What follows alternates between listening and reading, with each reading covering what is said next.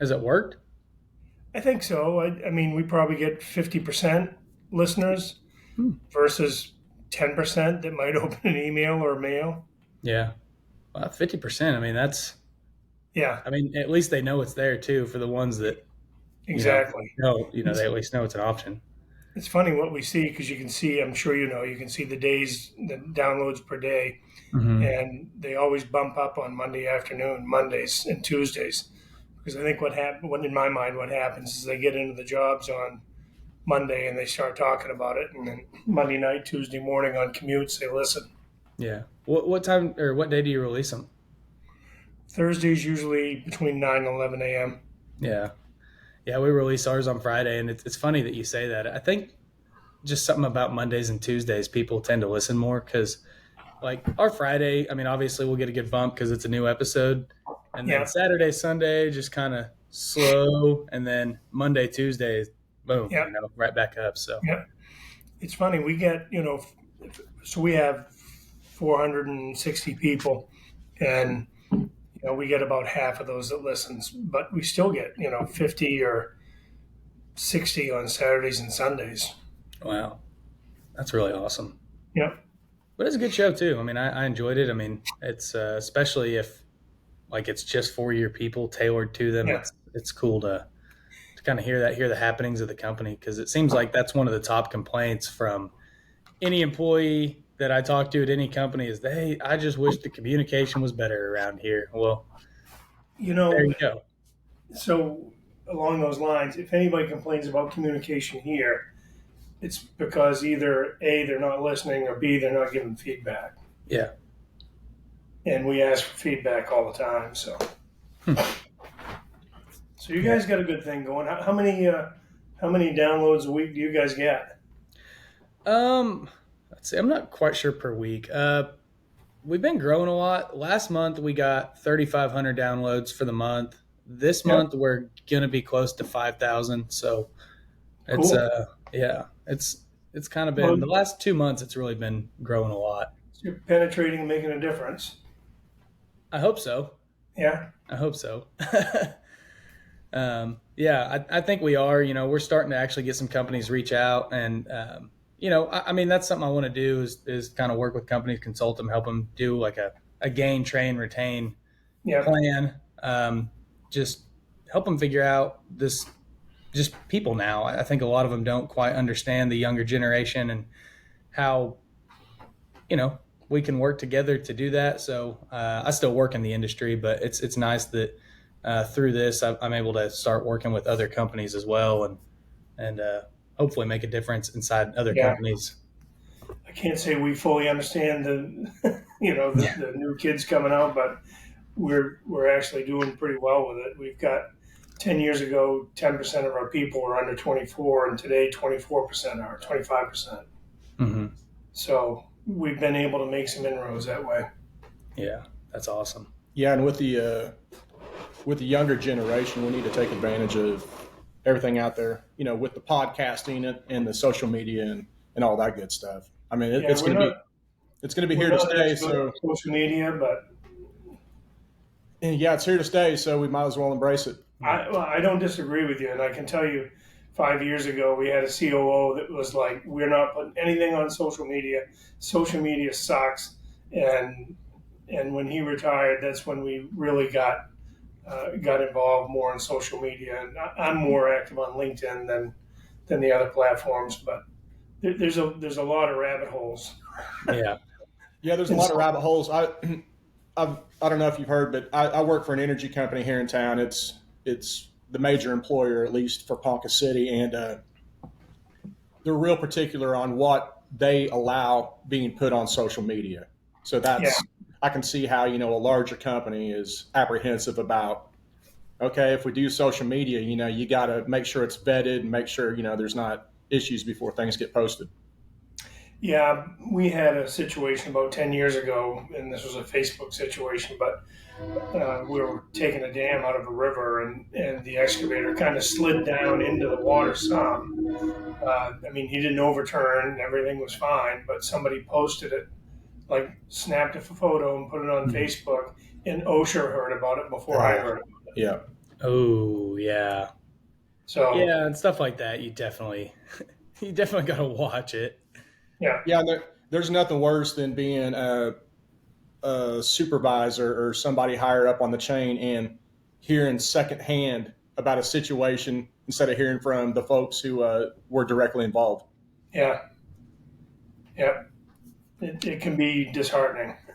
That actually happened to me before. We had a concrete truck roll over. And I mean, I'm not directly involved with the concrete business, but I mean, it's still the company I work for and everything. And Yeah, uh, I saw it on Facebook before I actually got a yeah. call to go over and, check it out and help clean up the mess and all that stuff. I was like, I ended up calling somebody else. I was like, "Do you know we had a concrete truck turnover?" "Yeah, I just heard about it." And I'm like, "Well, I saw it on Facebook before anything else." Yeah, or sometimes it's just a cool photo, but it's not something you want everybody to know about, right? Right. We had an excavator putting a boat ramp in one time, and so he was out in the water up to the bottom of the cab, Yeah. and somebody posted that on Facebook, and it's like, okay, but we don't have a life ring to throw to him, right? We don't have, so OSHA could have roasted us on that. So we have to really watch what happens. I mean, we Yeah. should do it right the first time to begin with, right? That's on us. Yeah. Yeah, Well, I had somebody else several weeks ago on too. That he got in trouble because he was doing that same deal. He had an excavator in the water, and he's in Nevada, and there's a lot of very strict environmental rules. And he kind of got in trouble, or they tried to get him in trouble for it. He was only in there for like maybe 5-10 minutes, but it was just long enough that somebody saw him and took a picture and wanted to make a big deal out of it. And thankfully, they didn't, but it's I've got a crazy. picture of my grandfather crossing, literally driving his old cable shovel across the river. It's That's like you wouldn't do that today. no. And they literally used to they'd go in the river and mine gravel right out of the river. Right. Not anymore. No. Oh, that's funny. You were about to say something, Casey, would you? no, I was just talking about the learning opportunities with if something is in the river or rolls over, it's unfortunate, but there's a I've talked about this out at work. It'd be great to constantly be reminded of the hazards that we deal with in Yeah, business day to day. And it sucks to when, especially injuries or deaths, anything like that happen. But it's good to have those little hints of reminders, hopefully not with your business, but just in general, to where if you could share certain situations and what led to the yeah, situations and hopefully the corrective actions that you can do, man. And that's why it's great to hopefully it's somebody else's company and not yours. Then yeah, then you can share with your company. yeah. We have our own mistakes. We have enough internally to share with ourselves to share across the companies, and that's one of the things we do in the wintertime is we have lessons learned. We get our foremen and superintendents together and talk about the various issues that cropped up that we wish didn't, and try to avoid those. So Yeah, there's I never was in the military, but I follow a lot of military stuff. And like one thing that they do, like with I guess the B-2 bombers or anybody's on missions, when they're doing mission after mission, and right once one of them get in and another one goes out, right once they get in from however long it is, they do a debrief, and it's pretty much in business too. And they'll do what went right on this what mm-hmm. went right on this run, what went wrong, and what can we do, and Yeah, they'll do that. And about the third or fourth or fifth or sixth mission that keeps going and going and going, then they've got everything tied in really tight. yeah. That's the thing that we don't take enough time in this business to do, and we tried to institute that, like we call it halftime. So you go to a football game or a basketball game, right? Everybody makes halftime adjustments, and we try to encourage our foremen to after lunch take 10, 15 minutes with your crew, and just make a halftime adjustment. What went right this morning? What went wrong this morning? So Yeah. I'd say we've been okay, successful at driving that.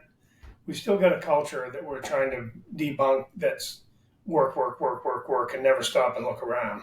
Mm. So Yeah. And that's so valuable. I mean, that's most companies, right? Work, work, work, work, work, and never stop to look Right. around.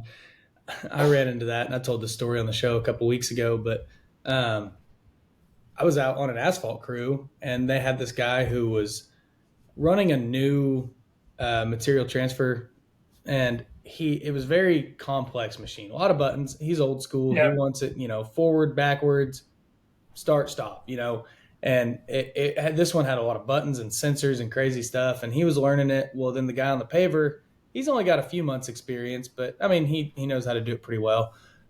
But the two just like we're not meshing, vibing. So it was like, I sat on the transfer machine with the one guy, and I was like, all right, here's what you're doing. Here's your struggles you're having. Here's what's, going on. Cause I mean, it was just mainly hands thrown up, what are you doing? And stuff Yeah. like that between each other.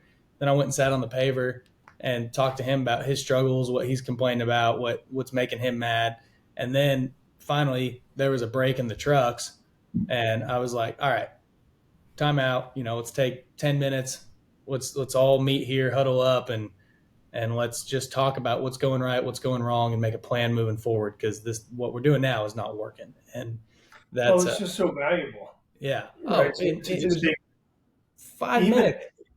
even if all you talk about is Little League, to me, it's just so valuable. So I'm on Wi-Fi here in my office, and it doesn't seem to be great. So I'm going to move to my own office so I can plug in my network. Okay. You get a tour of my office Yeah, we like it. inadvertently. Was that the conference room you just walked by? Was that the one that you post a lot on LinkedIn? No, No. actually, that's. I'm gonna move your. That's just a hallway to our training space, Oh, okay. and that's actually my grandfather's old boat that he bought in 1958. So I got tired of putting money into it, so we decided to make a museum piece out of it. And so we literally put a glass top on it, and that's so when we have people training, they can come out and sit there and have lunch, that sort of thing. I've never heard of anybody turning a boat into a table. That's incredible. We do some crazy things around here. So Yeah, we turned our studio table. We turned a pool table into our studio table. So Yeah. yeah. This was at least a table of some sort. yeah, I guess it was already a table. Well, So. at least you know it's not going to blow away, right? Yeah. No, Oh, not at shoot, all. no. We had to get like an industrial man lift to get it because we're on Right. the second story of an old downtown building, and we had to bring it in through the roof with a very, very bulky man lift Wow. and four I'm dudes. just going to close my door real quick. Okay. Yeah, so we just moved into this office in February. We've been at a different location about half a mile away for 70 years, Wow. 80 years maybe. And so we just moved in, and it was getting small and tight and feeling really old. So this was an old Microsoft call center that we bought. They built it 20 years ago, and then they went out of business like 3 years later. So it's been sitting empty for a lot of that time. They had a couple people lease it, but we bought it and fitted it up for new offices. And the big thing for us is we've got training space where we can break it into 3 different classrooms or have one big one that holds 120 people. So we can get all our foremen and superintendents in at the same time. And we used to have training space, we'd rent that was 20 miles away. And of course, training for us is in the wintertime, and where it seems like there's a snowstorm every day we have training. So we have to pack our stuff, head over to the training, do our presentations and come back. And this is much better because we can just wander in. We can sit in with the guys as they're training. We can mill around with them as they're taking breaks and get to know them better. It's just so much better. Wow. That's really cool. I enjoy that. It's nice that you have a place now that your field guys and your office people can mesh and do that. Yeah. It's so important. And it was designed with a lot of places for people to just sit and have organic conversations. It might be about, hey, you put this You put this pipe in 5 years ago. How'd you deal with that? Or it might be, how was Little League, or how's the baby coming? I just want people to have really cool organic conversations about whatever they want to get to know each other better. That's so cool. Yeah. That's so cool. Yeah. Yeah. That's how you just build a good culture too. I mean, just giving people the opportunity to do that. Yeah. Collaboration is, this idea that I know everything or anybody else knows everything. Collaboration is really the key. Yeah. 100%. So, okay. So are you in Maine, right? I'm in Maine. Yep. Yeah. Okay. And is that your I'm only in office, or do you have other Orono, offices? Maine. Orono, Orono. Orono, Maine. Awesome. Is that like inland Maine or coastal Maine, or where's that It's at? inland Maine. It's up the Penobscot River. So the Penobscot Bay is a big bay, ocean bay here Hmm.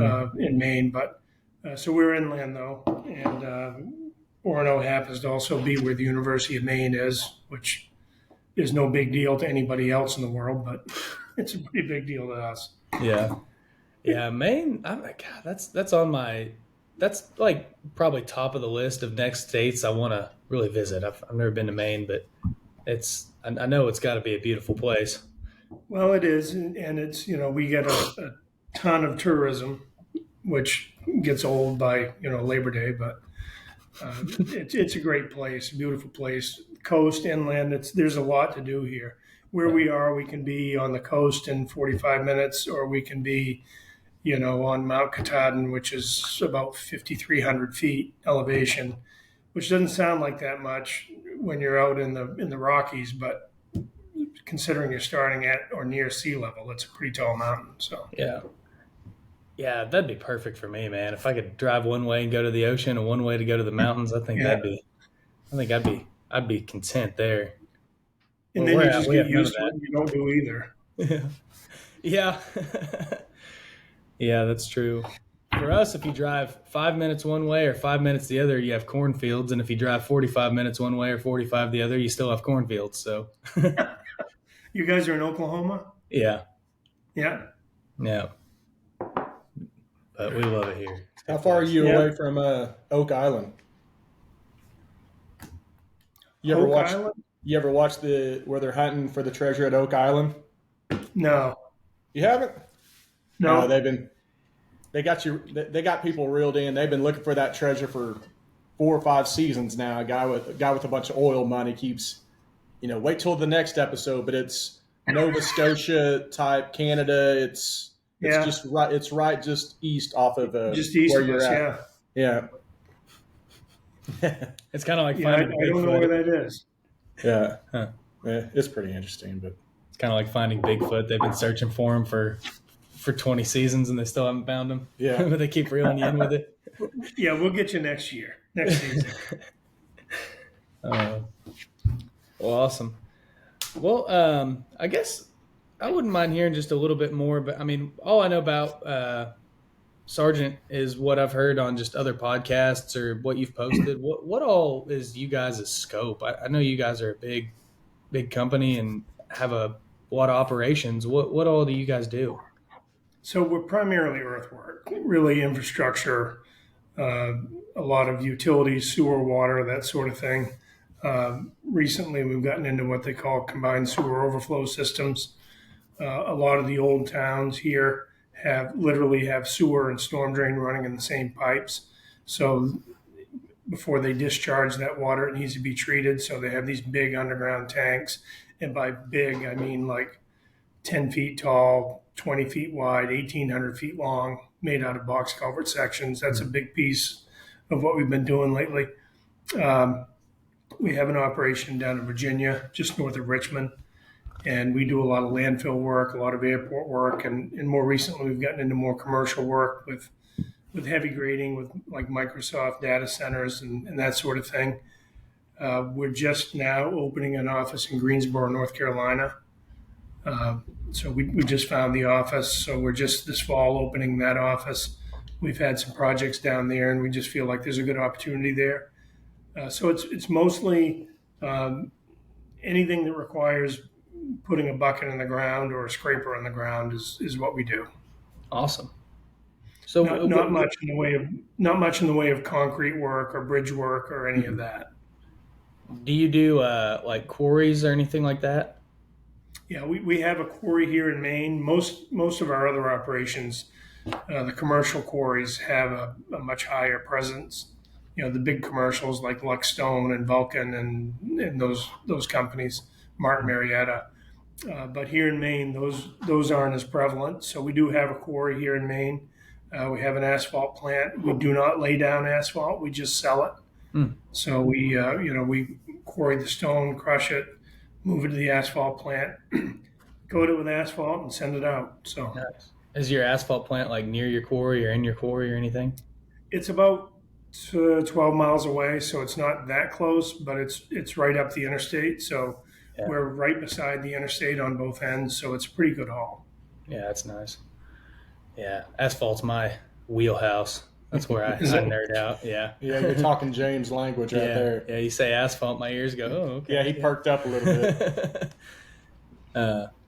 Okay. I've never been around the asphalt that much. I mean, we've always had a subcontractor come pave for us, but so I've been around it that way, but I've never been involved in actually laying it down. Yeah.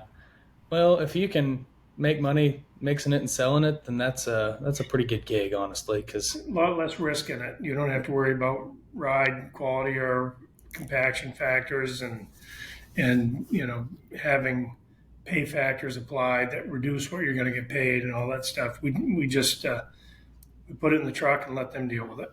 is it mainly? Are you selling to guys that are doing private work, or are they doing government work, or? It's really everything. So most of the mix we sell passes the DOT spec.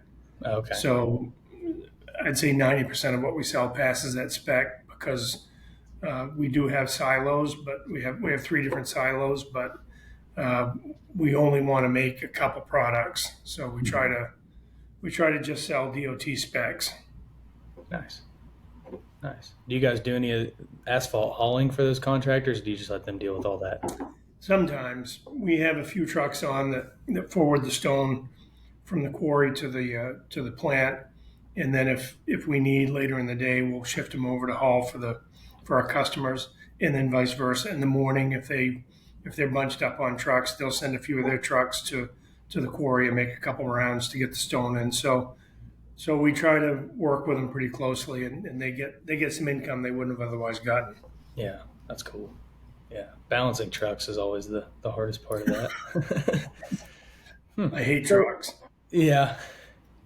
Oh, right. I mean, that's been, I don't know about for you guys, but I mean, up in our area, that's been like the biggest kink in the hose lately is can we get enough trucks? And I mean, with Yeah. government regulations making it so hard to get a CDL, it's hard to get drivers. So it's hard. Yeah, well, I don't know where you stand in Oklahoma, but in Maine, we legalized recreational marijuana a few years ago. Yeah. So, that's just that in itself has put a crimp in the hose of CDL drivers because the federal laws don't allow it, right? If they get tested with some THC in them, they're done. Yeah.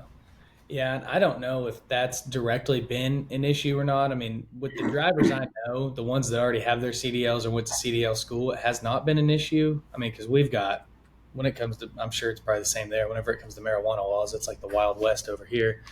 And I don't know. I mean, I don't know if that's making people say, well, I would get my CDL, but they test. I really don't know. Yeah. So it probably has had an effect. Biggest thing is people just can't afford to get it. It's expensive. Yeah. But So we'll put them through training. We'll pay for the training really, to get people through it, but to get people that are interested is not that easy. So really. Do you guys have an in-house trainer for CDLs, or do you just send them to a class? we send them to a class. Yeah. That's kind of tricky. We looked at doing an in-house trainer, and at first the way they made it sound was, oh yeah, you just do a few courses and then you're good to teach them. But then it was, no, that's just to the very beginning part, and then you got to do a whole bunch of other stuff. It's actually pretty hard to get set up to do that. But Okay. So what is you guys' kind of range? Like, are you just New England all the way down through the Carolinas, or? Uh, no, we're based in Maine. We have an office in New Hampshire, so we do a lot of work in Maine, and New Hampshire. We've been working in New Hampshire probably close to 50 years now. Um, that was our best kept secret, so we did open an office there about 4 or 5 years ago. Um, from there, we skip all the way down to Virginia, Hmm, and the primary reason is we're primarily we're a merit shop contractor, and there's a lot of union influence from Massachusetts all the way down through New Jersey. So, in a lot of set aside work. I'm trying to remember what they call it when you have to sign an agreement to bid a job. So we skip all that and we go to Virginia and now North Carolina the last few years. We've been in North Carolina off and on for 10, 15 years, but this is an opportunity we took this summer. You know, a lot of work has come our way down there, and we felt like in order to address it appropriately, we needed to open an office front and begin to recruit in that area. Have a local manager that knows the region. So we're still looking for that person, but we've been able to hire the nucleus of a good crew so far down there. that's awesome. So do you try to stick pretty close to your offices as far as work goes, or do you guys travel a good ways, or? We travel quite a lot. So in Maine, most of our work comes in what I'd call the hinterlands, the areas where there is not a lot of competition. I mean, Maine's a pretty small state in terms of population, about 1.2 million people, and so there's a lot of the state that doesn't have much population center. So when there are projects out in the rural areas, those are the ones that we really uh, like the best. No traffic to deal with, that sort of thing. So a lot of our folks do stay overnight in hotel rooms. Um, and that's all across Maine, New Hampshire, Virginia. We've dialed it back some. We used to travel to Maryland, Pennsylvania, North Carolina from Virginia, but we dialed it back to just working in Virginia primarily until this past year or two, where we've picked up some projects in North Carolina and decided to get an office set up there. And what we're trying to do is keep people from traveling as much as we can. That's awesome. Yeah, that's really cool. I was about to say something, I totally brain farted. It um, happens. yeah, it does, doesn't it? Wait till you Yeah. get my age. Y'all ever And do any work up in Canada? Never work in Canada. No, there. It's funny. There's work restrictions um, for U.S. companies working in Canada hmm. that don't exist coming the other way. So Nah. Oh, occasionally we'll see a Canadian company in the U.S., but not very often. huh, interesting. Yeah. You guys, I know that like Florida has to go to Canada to get some of their aggregate. Do you guys ever have to do that, or are you able to get it all in Maine? No, we can get all ours right here. That's cool. Maine's well. I mean, the whole coast of Maine is just one big rock, really. So Yeah. so the ability to quarry here in Maine is pretty easy compared to Florida. Yeah, I mean, you can get limestone down there, but not much real rock. yeah. And you guys are employee owned, right? Yes. So what exactly does that mean? Because you don't see a lot of employee owned construction companies, but you see a few. No, you don't. So what it means, if I go back a little bit, um, I was the sole owner of the business, and I have two children who have dreams completely outside the construction world, which I respect greatly. One's a therapist and one's a musician, and they both have great lives and doing their thing. But it was clear to me that they weren't going to be in the construction business. They didn't have an interest here. So in about 2005, 6, I started looking. I was about 42, 3, say, and I started looking at ways to exit the business because it has to happen at some point in time, right? I mean, Mhm. I'm gonna die, so it has to happen at some point in time. And I was really keen on trying to maintain the business going forward, um, and maintain the security and the stability that we've been able to build. So there's about four ways you can get out of a construction business. You can either sell it outside, and that had happened with our company once. My dad and uncle sold to a company from Paris, France, Hmm. and that didn't go well. And in 2005, I bought the company back. Or you can sell it to some people inside the company. But an earthwork construction company, because of the bonding and the surety credit you have to have, requires a lot of capital Yeah. to be on the table at all times. Um, and most employees don't have a few $1 million to put in the business. And I didn't, frankly, in the beginning. Um, that built up over time. You can just have an auction, right? And nobody gets much value out of that. Your employees lose. You probably lose in terms of the value you get out of your equipment. And then the fourth way is employee stock ownership, and that's where you take the ownership of the company and you put it in a trust, and the trust buys the company from me. Hmm. So that trust then has shares in it. In our case, has 500,000 shares of stock, and that stock gets allocated to employees over a 20-year period. So, and then as people retire, the company buys the stock back, and it goes back in the pool to then be deployed to new employees. Oh, okay. So like an average employee for us might get, let's say, 40 to 80 shares a year. And in the early days, that those shares are worth about $1. So, when I go to somebody and say you got 40 shares and they're worth $1, it's pretty hard to get excited about that, right? It's $40. That's not even a good Friday night. Yeah. But the point we tried to make in those days was it's worth $1 now, but we're going to grow the value of that stock, right? Just like the stock market, it's similar. Our company gets valued each year by a third party.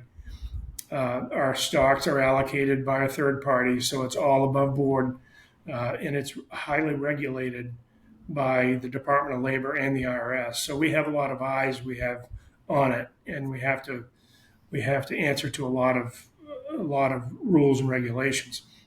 So it gets valued each year, and then over the course of time, hopefully those shares are worth more money. Just like if you bought General Electric stock, you want that to be worth more money. So that's happened. We just celebrated our 10th year as an ESOP last May, and I sold it originally as this may be your bass boat when you retire, but it's not going to be your retirement. So you need to take care of your retirement separate from this.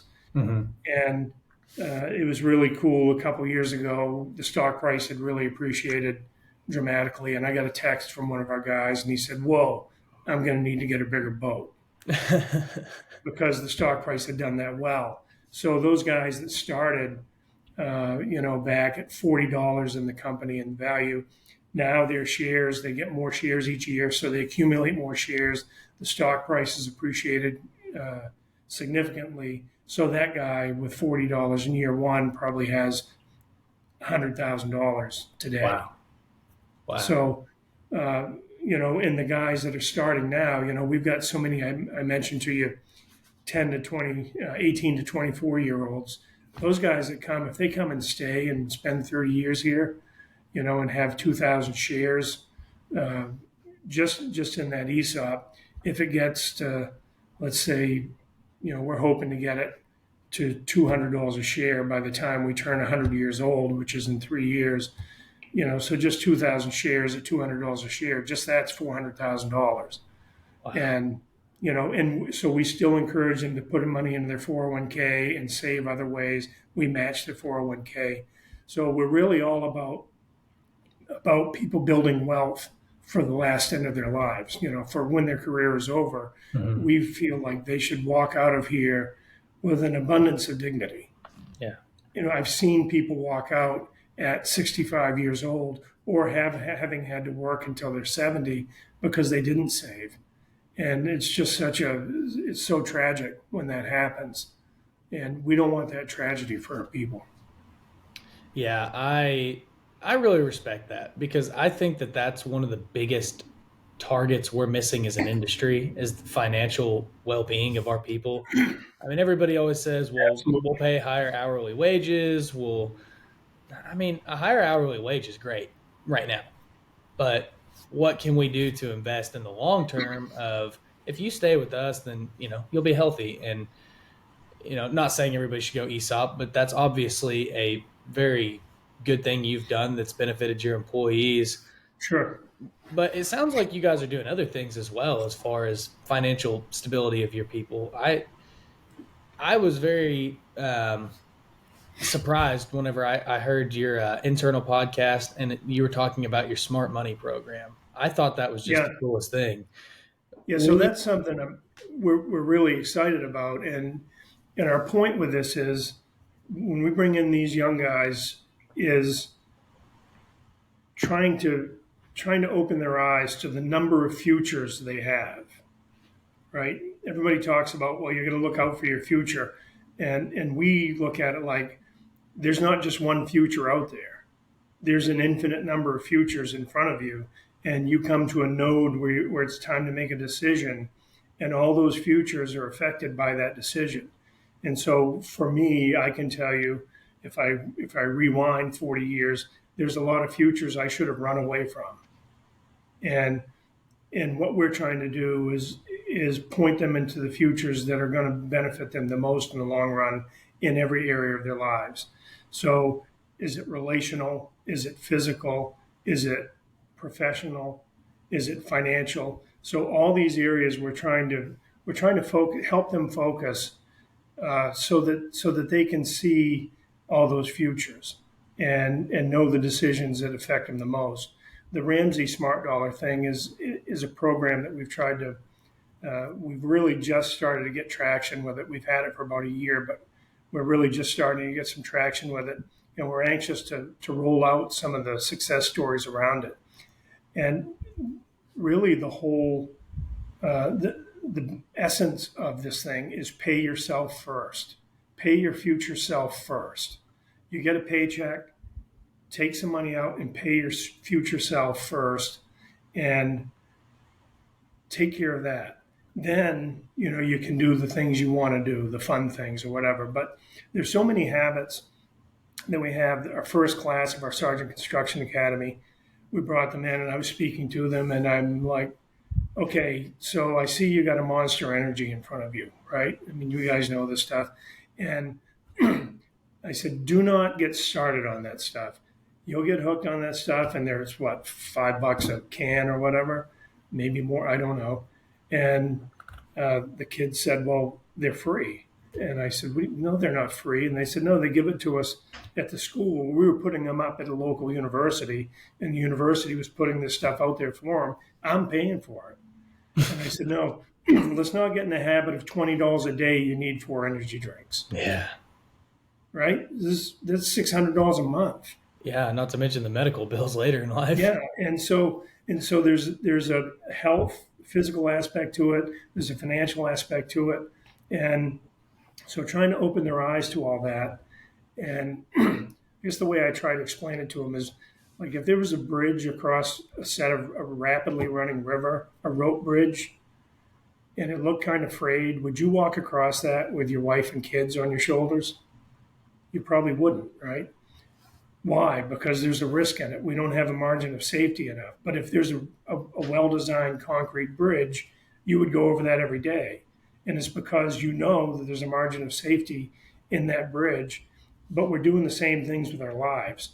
We're hoping that at the end of our career, it's going to be there for us, whatever it is. And hope to me is like a winning lottery ticket that you take and stick under the couch, right? It doesn't help you. You Yeah, have to do something with it. So hoping you have that at the end of your career and having it are two different things. But it takes action, and it doesn't necessarily take massive actions. It takes a lot of small ones. yeah. Well, I love that because I've been working with a lot of companies lately, and I was talking to the CFO of a company similar in size to you, not too long ago, and I said, you know what would really benefit is if you started teaching some of your people about finances. And they said, well, why should we teach them that? They should have learned that in school. They should have had their parents teach them that. That's not our responsibility. CFO. And I said, your people need to understand money and how it works. I said, yeah, sure. Their parents should have taught them that. But most of them didn't have parents that knew anything about it either. So That's exactly right, and that's what I see. In our older workforce, they were never taught, right? And so we just go into this with what we know, which is we get this much in, so we can spend this much. But society makes it easy to overspend, right? You can rack up the credit cards. We try to teach about credit cards and about the interest. Um, our Sargent Construction Academy class, our guys, our instructors, give our students, which are employees, a $50 budget to go out to a grocery store and buy lunch and breakfast for themselves for a week. And then they take them shopping and they bring them back. And we've got photos of these kids with like all this food piled up in front of them, like this is the sandwich I'm going to have Monday, but they get $50 to do this. And our CFO is the one that's driving this. She's driving the Ramsey Smart Dollar. And she's got such a wonderful heart for people. Her name's Tasha Gardner. She's got such a wonderful heart for people. Um, and she's wanting this for those people. We were invited to speak to a Chamber of Commerce last fall about why our workforce is growing and everybody else is struggling. And around the room, 30 people maybe, all I heard was young people don't want to work. yeah, And our point is that you can complain about that all you want, but that doesn't help you, nope. right? So what we have to do, what we've decided to do, is we have to meet them where they are. We have to meet these people where they are. These, whether it's high school students or older people, we have to meet them where they are in terms of what they know about budgeting, what they know about their profession, what they know about their health, what they know about relationships. We don't want to get in the middle of people's relationships, but we want to give them pointers. We want to educate them around pointers that make relationships easier. Um, but the fact that we have to meet them where they are and begin to open their eyes to different things. I mentioned the futures, and there was a movie, and this you guys probably never saw. It's called The Fugitive with Harrison Ford, and he's in this dam. He's trying to run away from from the FBI, and he's in this dam, and he's in this big pipe, and he's looking, and all he can see is light at the end of the pipe, right? And he goes, "There's safety." So he runs for safety. But the closer he gets to it, the more he can see, right? His vision is that big, and then it's that big, and the more he can see, and when he gets to the very opening of the pipe, he can see he's now like 200 feet above the bottom of a dam, and the only choice he has is to jump.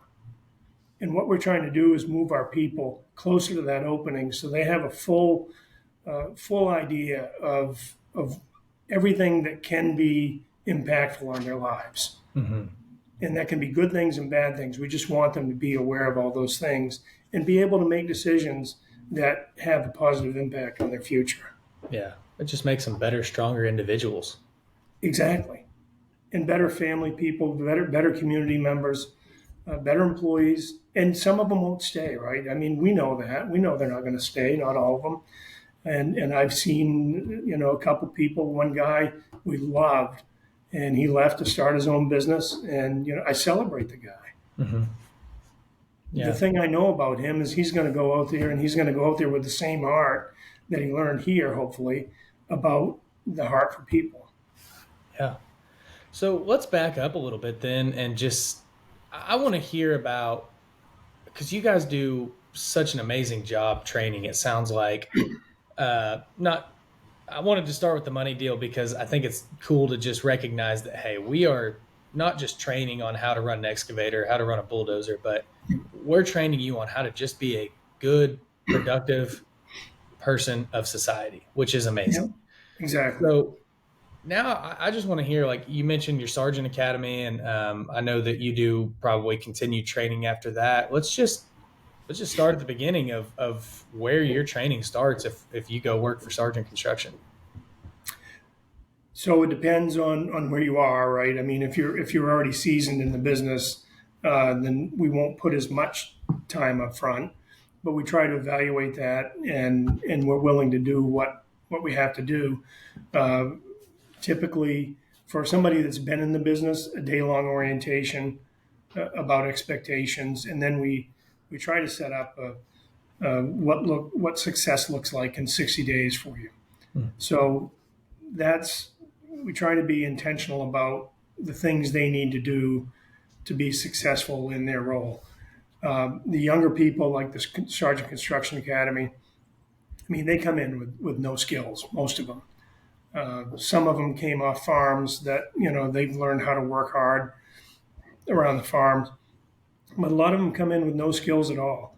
And so we spend, a day or 2 days just trying to make them aware of some of the hazards they're going to encounter, and we try to open their eyes to those hazards slowly. But we include a 10 and a 30-hour OSHA training. We have a lot of content around financial matters. I mentioned that we have them go out and actually do some shopping. We literally go check into a hotel room with them, because most of them have never checked into a hotel room, right? So we take them and we go check into a hotel room.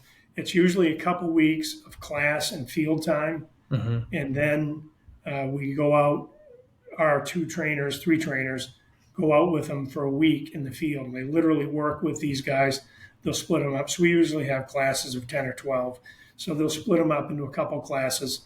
And literally they'll go to work on a project on things we have to get done, whether it's, let's say, raising frames and grates on structures, or fine grading sidewalks, or some of that more nuanced work that we have to finish up. So they'll learn how to work that way, work as a team.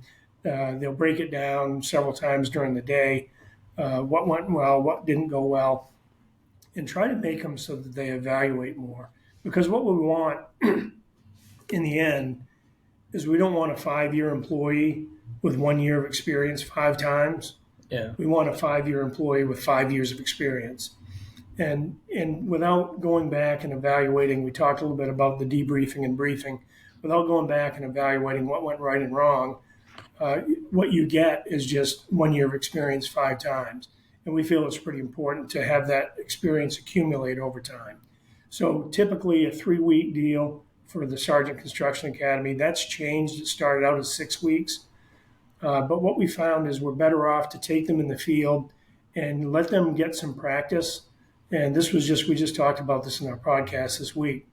Let them get some practice at what they're doing, then bring them back in the wintertime for another week or two, so that they can really talk about experiential things that they've been exposed to, and how to work around them. And I mean, sometimes it's as simple as how to ask questions, right? There's just a lot to it, right? I mean, if a guy's up to his ass in alligators, your foreman, he doesn't need you to come say, "Can you show me how to read blueprints right now?" Yeah. Right? That needs to happen later on in the day, at the end of the day, or in the morning. So it's just so much about communication and being thoughtful about how you approach things. Yeah. So you take them on basically a 6-week, like somebody with no experience, an 18 to 24-year-old that's out of high school or out of college or out of just needing something, just finally figuring it out. You bring them in, and then you put them through. Are you sending them out to live jobs, or do you have like training ground that you kind of get them a little experience on first, or how's all that work? We have some training grounds. We also will look for a community project to do, so that we can go. We may have an operator and a foreman go with them, but some kind of a community project, like rebuilding a little league field, or standing up a scoreboard for a little league field, or a woods path somewhere, something like that, so they can get a sense of what it's like to be investing in the community too, because that's a really important part of what we do. But then also some project work, can be part of that. Like we've taken, if we've had a problem on a project that we need a really focused labor force on for a few days, we've taken them out of the academy and gone to do that job. So they learn what urgency is, and they begin to see that it's not all roses, right? There's a lot of challenges in our business. We try to expose them to the quote unquote the broken water line, so that they have to work a couple times during this period till 8, 9 o'clock at night. Mm-hmm. They come in, their work hours in the academy are the same as ours in the field. They have to come in at 6:30, and so we try to mirror what happens in the field as much as we can. And then when we send them out, we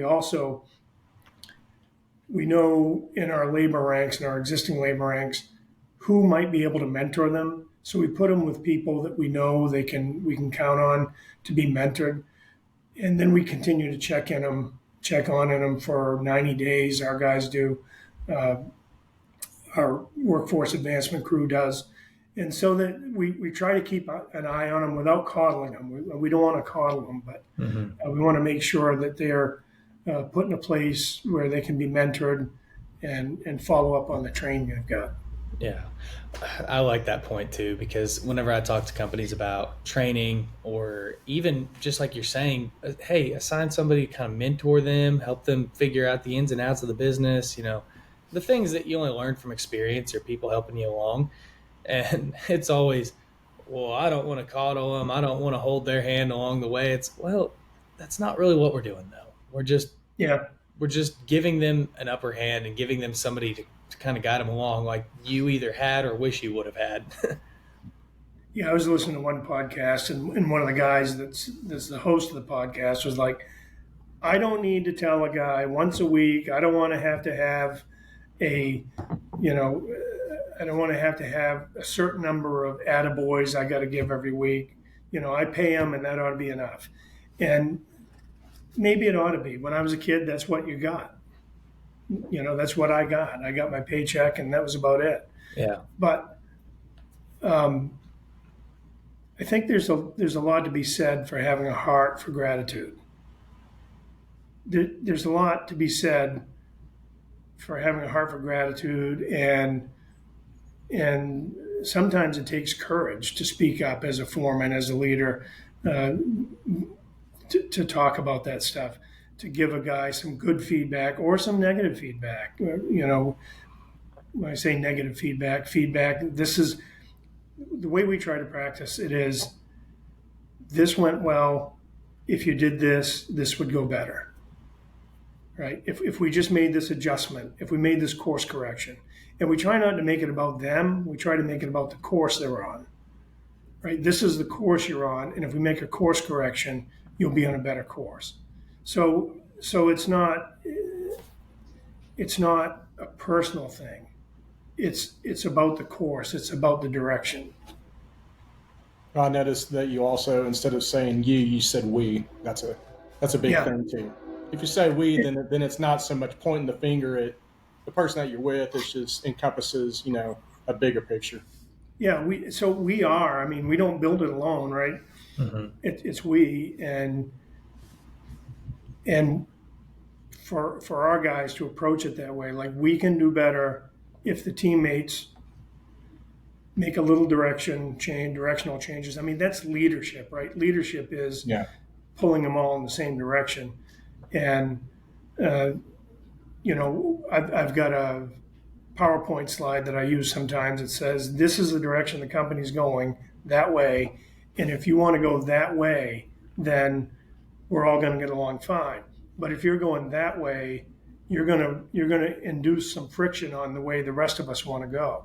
And somebody going that way versus this way is leadership material. They need some leadership. But somebody that's going that way, the opposite direction, that's management material.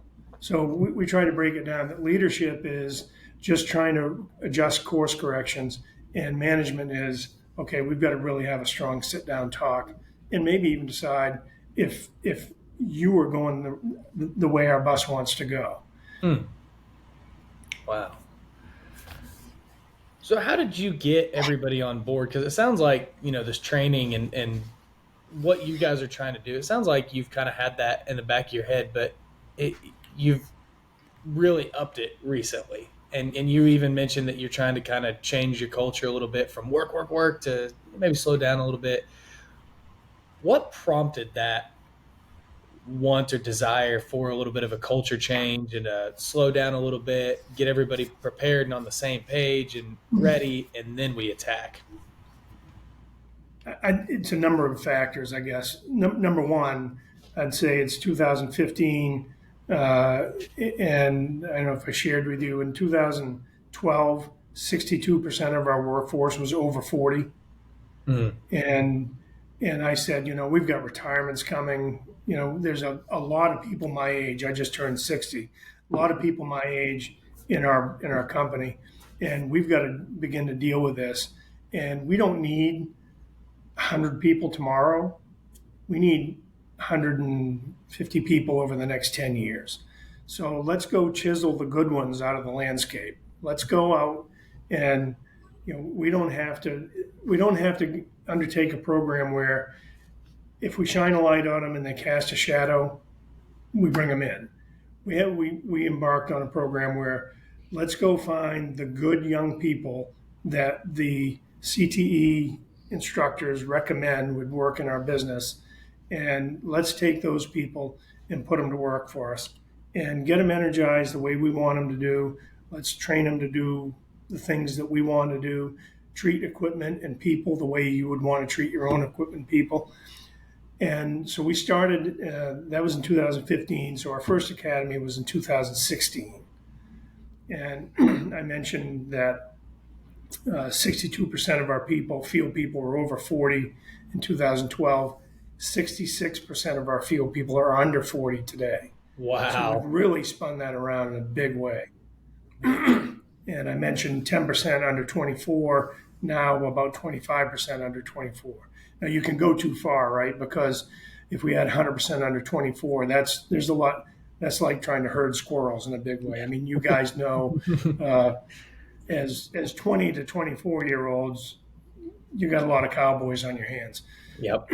But so what we've learned is we've got to train better, and to be honest, we've seen our OSHA numbers, OSHA recordable rates have risen over the past couple of years. Nothing bad, but more incidents than we wish we had. And now we're learning that okay, we got 25% under 24 years old. So culturally, we want to bring those folks into a place where they don't feel like they're uh, you know unexpendable, right? That there is something that can happen to you. You can be injured. You can be hurt. God forbid you can die, and nobody at 23, 24 thinks that's possible. So we're trying to institute and integrate into the culture an idea that let's just take 5 extra seconds to think about what we're doing. Hmm. 5 seconds. Because if you go we had a situation recently, a guy went to put a ladder up and he didn't anchor it, and the ladder slipped and he fell and broke his leg. If he had taken 5 seconds to say, is this the right thing to do? Or if you're in a mindset that this is only going to take a second, if you say that to yourself, then you need to take the other 5 seconds. So it's really about the safety and pushing the people to be more mindful about what a good life is versus what a good career is or what a good construction worker they are. It's what a good life is. Yeah. And we the way we put it is, we say, come build a life with us. It's career, it's self, it's wealth.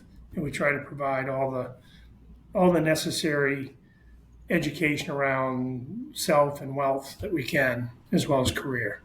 Yeah. And that's become something that's, I mean, you mentioned it, seems more recent, and it probably has. We've doubled down on it in recent years. Hmm. So what do you say to the people too that, and I totally agree, that it's great to have a blend of all ages because, eventually your 25-year-olds are going to become 35-year-olds and Right. 45-year-olds, and it's good to have that blend of just different experience. This guy's 35, but whenever he was 25, he did slip and fall off a ladder and had a close call. So now he's a lot more conscientious of certain things. Mm-hmm. It's good to mesh them all together, right? Work as a very diverse team. I'm a firm believer that you never want everybody on the team to be the exact same person. You want Oh different yeah. heads and mentalities and thought processes, right? Um, but what do you say to the people, the companies? Because kids don't want to work is the number one thing you hear anymore. But I mean, I take offense to that because I'm 25 and I work hard. I all of my friends work hard and do well, and frankly, I don't know very many kids my age that are lazy. It's just they have to be engaged or taught differently than say the generation before us. Well, especially right now, the kids coming out of high school have suffered through 2 or 3 years of COVID impact, right? So, I mean, it's really a different group that's coming out now than was 3 4 years ago. But I just go back to the futures. It's it's exposing them. It's getting them out to the end of that pipe, so they can have a broader view of what's out there and the hazards that are there, and the lessons that are there. And speaking to the idea that you do need a good cross section of ages, and we've got a lot of great people that are in their 40s, 50s, 60s that have been great producers for this company for so long, and we need to make sure that these guys do not become reservoirs of knowledge. We need them to be rivers of knowledge. Mm. We need that knowledge to flow from them. Reservoirs of knowledge are stagnant. Rivers of knowledge are alive. And so, we had, as an example, we had one guy who's, let's say he's about 60, crotchety old operator, right? And we found that he was actually working against some of the young guys because they didn't know or they wouldn't take his advice. So we had to have a series of conversations with both sides. Mm-hmm. We had to have a series of conversations with the young guys and say, look, when you just go to him and say X, they feel disrespect. Mm-hmm. And then we had to go to the older guys and say, your ego is inflamed. And so when these young guys come to you and say this, they've been told to come tell you this, or Yeah. they've been told to lead you. And so the legacy you can have is when you retire, your legacy can die with you. There's a truncated end to your impact on the company. You retire and you're gone, or your legacy in this company can be so positive across generations more of our employees, Mm-hmm. because we're not working here for the people that are here today. We're working here for the people that aren't even born yet, that'll be here in 30 years. So let's reframe the way we look at our interactions with the young guys and the young girls, and let's think about it in terms of a legacy. Let's set our egos aside and think about it in terms of our own legacy and what we can leave in people. Mm-hmm. I read a quote that legacy isn't what you leave for people, it's what you leave in people. And that's where we want to be. We want to be so people my age are leaving legacies in people, so that when those people get to be there, get to be more senior, they want to continue to pour in. And I'm a product of that. I passed 2 college classes. One was economics and one was drafting. So that's what I passed in college. And then I went to work. And there was not a lot of evidence that I was anything but a 3-legged horse to be bet on at the time.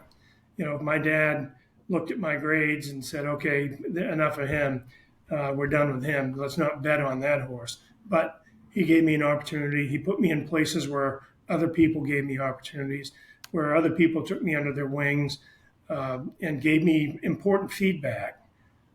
Sometimes feedback I didn't want to hear, but it was important feedback for me. And, I had someone ask me recently, why are you so in tune with that legacy of leaving for other people? Because I'm a product of it. I'm not a product of a college education. I'm a product of a bunch of hardworking guys and women that took the time to mentor me and work with me and put me in a position where we can be where we are today. And I can tell you, of a lot of the people that run this company, uh, a lot of them don't have college degrees that are related at all to construction. Mm-hmm. Wow. There's Yeah, just a that's ton of opportunity. yeah, definitely.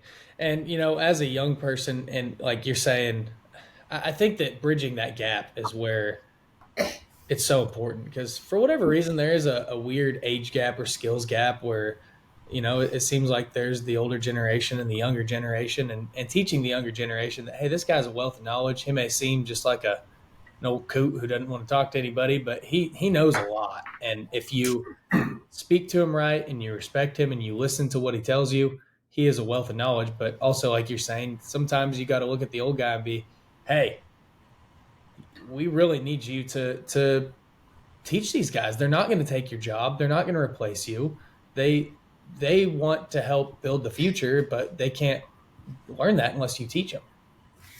Yeah, it's so important. And, for me, the young people have to come in uh, with an abundance of humility, Mm-hmm.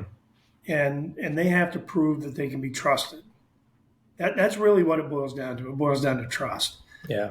Like an older guy doesn't want to water a dead plant.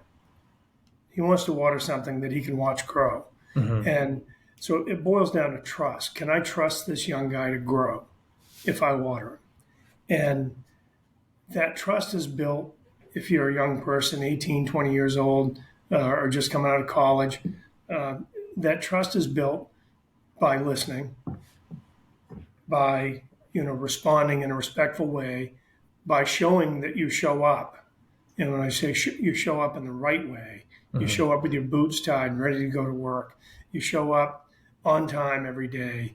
You show up with a clear head, and those guys will pour into you. But it's the ones that show up 10 minutes late every day, and then they got to change shoes once they get there, and they act like they don't give a shit what the older guys had to say. That's a dead plant to them. Yeah. And sometimes those kids can change. Those younger guys can change. Sometimes we can point them. We can bring them out to the end of that pipe and say, "This is. Let me give you a full and complete picture. Let's take you in, and you're 100 feet in that pipe. Let's bring you out to the end so you can get a full and complete picture." And then they get it. And when that light comes on, man, that's our workforce advancement guys. When they see that light come on, or that older operator, when they see that light come on, then they pour on. Then Hmm. they pour it in. Hmm. That's awesome. That's awesome.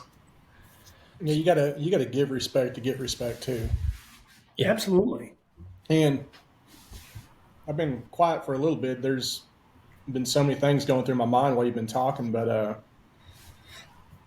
for one, I appreciate you relating to me being too young to remember The Fugitive. 'Cause I was probably about 16 or so. It was early 90s. So, but I'm 47, and the Yeah. older I get, and I know that you can definitely relate, Herb, is my mortality. That Sure. I ain't going to be here forever.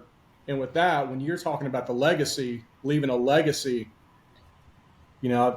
I've experienced whenever my father died, great man all these years, but towards his latter years, I kept reiterating to him, like, Dad, man, you need to leave a great legacy. I mean, even while you're still here on earth, man, let's do things right. And then when they're gone, all you have is the memories of whoever was here. So if you leave a legacy of zero to where you're not a well respected, whether it's in your community, your family, anything like that, then it's just a blank slate. But if you can mentor, help communicate with people, and leave a great legacy when you pass, then that's worth it. And that's something that I'm realizing the older I get. Even when I have interactions, it takes reps. But even when I have interactions at work or with people in the community, sometimes my initial reaction is to not fly off the handle, but I'll consciously tell myself to draw it in, contain yourself. Remember, that's a human just like you. They're trying to do their job also. Speak to them coherently, nicely, and then after I keep doing these reps, then it becomes just second nature to be a dang good person Yeah. and work with people. So I'm trying to. It's a constant daily deal with me. It's getting a lot easier, but it's still work. But I'm trying. I'm trying to do like you're saying on leaving a legacy because I know I'm not going to be around here forever. Yeah. And, for me, the distinction between a legacy for and a legacy in is when I saw that quote, I was like, man, that's gold, because my granddad, the one that started this business in 1926, was all about leaving legacies in people. I mean, just the heart, the community heart, the heart for people, and he was all about that. And he died in 2006 at 100 years old. And my dad passed away about 3 years ago. And my dad was much more introverted and stoic, and not so much about leaving that legacy in people. I think he had his own way, but it was different than my grandfather's. And what I would like to see is so many of us grew up in broken homes, or homes that were problematic in a lot of ways. For instance, my parents divorced when I was 8 years old, and my mom was from Georgia, so we all moved to Georgia. And so I was 1,200 miles away from my dad for the rest of my growing up years. And the reason I am so in tune with relationships is I think God wants us all to be happy, and God wants us to stay together. God wants us to be joyful. And we've got a lot of chain breaking to do, right? We've got a lot of, I got to break the chains of the hurts that were put on me, and I've got to synthesize that into something more productive and more positive than what was there for me. And I think that as a father, I think that as a boss, I think that as a member of the community, a member of the church, but also I think as employees, we can all do better. And if we all can move our posture to that one at the end of the pipe, where we have a much greater idea of what's coming down, like when you have a conversation with somebody, if you can be more strategic about it, and by that I don't mean to be more strategic about the way you approach the conversation, so you have in your mind a range of possible responses, then you can know, you can have a response ready for those number of things, right? You don't fly off the handle. And that's one of the things I've had to work off. And I've never been the kind to go effing crazy. Maybe when I was young, maybe it was when I was James's age, but being in that posture so that you're ready, like you're talking about, is such an important piece of breaking the chains of the hurt and the problems that we dealt with. Maybe you did, maybe you didn't, but so much of society deals with as we go forward. If we can begin to look at things like we can be a difference, we can be the difference, we can break the chain of what happened maybe for generations before us. My mom's family down in Georgia, real dirt poor, and there was just a lot of issues in that family that went on for decades, and trying to break that going forward is, we see young people come into our academy and they go, well, I had to give my paycheck to my mom. Well, why is that? Well, because I'm still living at home. Okay, fair enough. Maybe we should draw a boundary around that. Maybe we should say, how much should I pay for rent? Because we have situations literally where the parents are taking all the money. Wow. And we're trying to, I don't want to break families up, but I also want to educate folks around proper boundaries. And for mom and dad to take a kid's whole paycheck is not right. No. And so there's just so many of those things. But to speak to, where you're talking about is just have that place in your heart that you can moderate your conversation, you can moderate your response to something much more reasonable than was what you really want to say. I had a phone call yesterday with a service guy, and man, I was heated, and I wanted to drop a few f-bombs on this guy, and I finally just said, you know what I'm going to do? I'm going to deal with this myself, like I have been for the last 2 or 3 years, and you've helped me all you can. Goodbye. That was a much better ending than is natural. Yeah. I think you and I had the same conversation with the same guy yesterday. Oh, is that right? Was his name Rick? No, no, we have a guy. He's a project manager for a job that we're working on, and we're the subcontractor for. It was the same kind of deal. He called us, and then he called another subcontractor, and we stayed fairly civil with the guy, but the other subcontractor called us, and he's like, "I told him to fuck off," and Yeah, and so this manifests itself. This I'll call it lack of respect or disrespect manifests itself in so many ways. I mean, just in emails, right, or text messages, you see it come through. We have so many ways to communicate, so many streams of communication that shouldn't be used for anything except, are you there yet? Yes. Yeah. What do you want? I want a coffee with 2 creams. That should, to me, that should be the end of text messaging. Never get into these relational situations that can mushroom into problems. Mm-hmm. And we rely so much on email, and email drives me crazy. I go around my office and I'm like, you sent me an email from 30 feet away. Come over here and talk to me. Yeah. So those are the kind of things that I think we're taking the humanity out of communication in a lot of ways, and in some ways it makes us talk like we're emailing, or talk like we're texting. So I think we just have to be careful about that. Yeah, it's funny you say that, because it's just I try to make a conscientious effort. I'm old-fashioned in a lot of ways I do things, but I try to make an effort of, if I need something from someone that's across the office or something, I just get up and I walk and I talk to them, I settle it. But then half the time it's like, dude, just freaking email me, please. Like, I got other stuff going on. I get that. But I still make an effort to do that. I know. I mean, again, it's like you said earlier with like the kid asking foreman, oh, how do I read these plans? But he's up to his elbows in work, and he can't think about it right now. It's kind of the same thing. If you can tell that someone's got a lot going on, then it's okay. I'll just email you. You get to it when you can.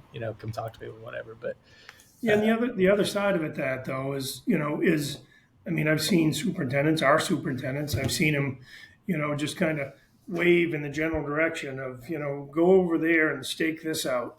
And this is a classic example. A young trainee foreman was with us, and so I show up on the job, and that, like it or not, that creates a little bit of confusion, right? Because it's always, everything was going good until you showed up. That's what I always hear. And so we got this young foreman, and he's kind of standing there not knowing what he's doing.